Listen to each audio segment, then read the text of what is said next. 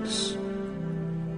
Por isso, daqui em diante, não vamos mais usar regras humanas quando julgarmos alguém. E se antes de nos termos tornado cristãos, julgamos Cristo de acordo com regras humanas, agora não fazemos mais isso. Quem está unido com Cristo é uma nova pessoa. Acabou-se o que era velho e já chegou o que é novo. Tudo isso é feito por Deus, o qual, por meio de Cristo, nos transforma de inimigos em amigos dele. Quando estamos na presença de Deus, temos coragem por causa do seguinte: se pedimos alguma coisa de acordo com a sua vontade, temos a certeza de que Ele nos ouve. Assim, sabemos que Ele nos ouve quando lhe pedimos alguma coisa. E como sabemos que isso é verdade, sabemos também que Ele nos dá o que lhe pedimos. Se alguém vê o seu irmão cometer algum pecado que não traz a morte, deve orar a Deus, e Ele dará vida a essa pessoa. Isso, no caso de pecados que não trazem a morte. Mas há pecado que traz a morte, e eu não digo que vocês orem a respeito desse pecado. Toda maldade é pecado. Porém, há pecados que não trazem a morte.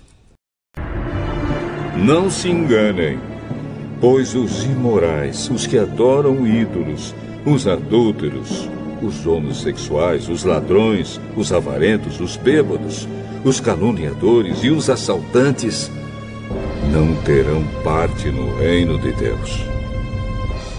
Alguns de vocês eram assim, mas foram lavados do pecado, separados para pertencer a Deus e aceitos por Ele, por meio do Senhor Jesus Cristo e pelo Espírito do nosso Deus. Alguém vai dizer: eu posso fazer tudo o que quero.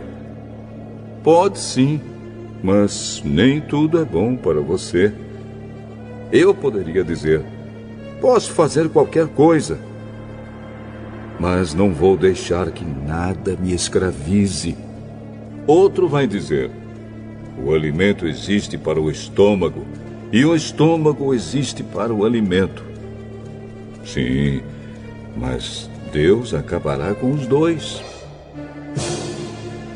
O nosso corpo não existe para praticar a imoralidade, mas para servir o Senhor. E o Senhor cuida do nosso corpo. Pelo seu poder, Deus ressuscitou o Senhor e também nos ressuscitará. Será que vocês não sabem que o corpo de vocês faz parte do corpo de Cristo? Será que eu vou pegar uma parte do corpo de Cristo e fazer com que ela seja parte do corpo de uma prostituta? É claro que não. Ou será que vocês não sabem que o homem que se une com uma prostituta se torna uma só pessoa com ela? As Escrituras Sagradas afirmam: os dois se tornam uma só pessoa. Porém, quem se une com o Senhor se torna espiritualmente uma só pessoa com Ele. Fujam da imoralidade sexual. Qualquer outro pecado que alguém comete não afeta o corpo, mas a pessoa que comete imoralidade sexual peca contra o seu próprio corpo. Será que vocês não sabem que o corpo de vocês é o templo do Espírito Santo que vive em vocês e lhes foi dado por Deus? Vocês não pertencem a vocês mesmos, mas a Deus, pois Ele os comprou e pagou o preço. Portanto, usem o seu corpo para a glória dele.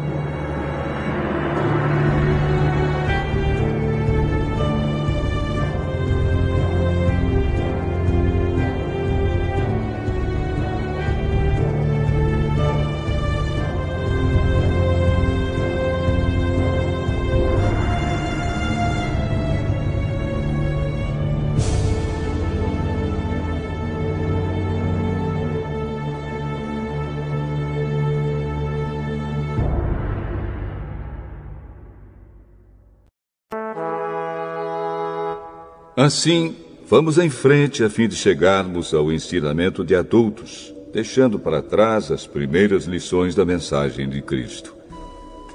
Nós não vamos colocar de novo as bases dessa mensagem, isto é, a necessidade de abandonar uma vida inútil e de crer em Deus.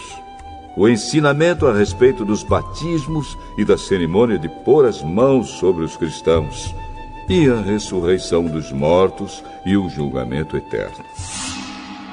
Vamos em frente. E se Deus quiser, é isso que faremos.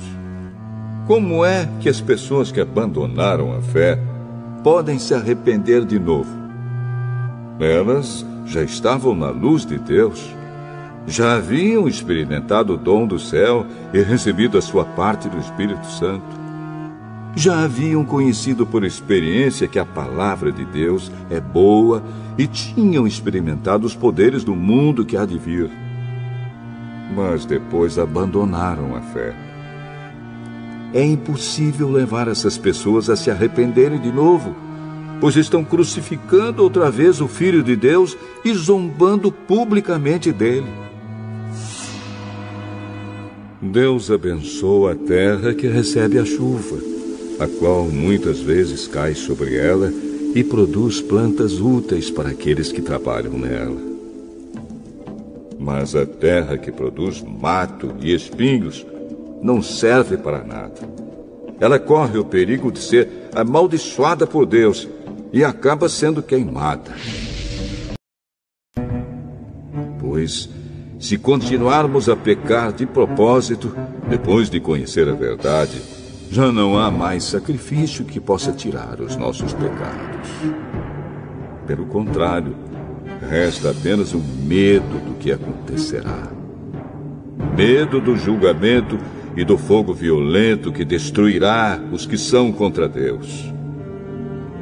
Quem desobedece à lei de Moisés é condenado sem dó à morte, se for julgado culpado depois de ouvido o testemunho de 2 pessoas, pelo menos. Então, o que será que vai acontecer com os que desprezam o Filho de Deus e consideram como coisa sem valor o sangue da aliança de Deus, que os purificou? E o que acontecerá com quem insulta o Espírito de Deus, que o ama? Imaginem como será pior ainda o castigo que essa pessoa vai merecer. Pois sabemos quem foi que disse: eu me vingarei, eu acertarei contas com eles. E quem também disse: o Senhor julgará o seu povo. Que coisa terrível é cair nas mãos do Deus. Portanto, aqueles que chegaram a conhecer o nosso Senhor e Salvador Jesus Cristo e que escaparam das imoralidades do mundo, mas depois foram agarrados e dominados por elas, ficam no fim em pior situação do que no começo. Pois teria sido muito melhor que eles nunca tivessem conhecido o caminho certo do que depois de o conhecerem, voltarem atrás e se afastarem do mandamento sagrado que receberam. O que aconteceu a essas pessoas prova que são verdadeiros estes ditados. O cachorro volta ao seu próprio vômito e a porca lavada volta a rolar na lama.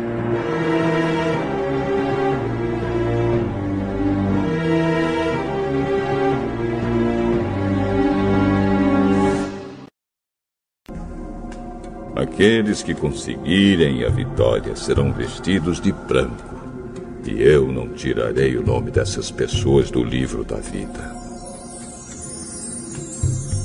Eu declararei abertamente na presença do meu Pai e dos seus anjos que elas pertencem a mim.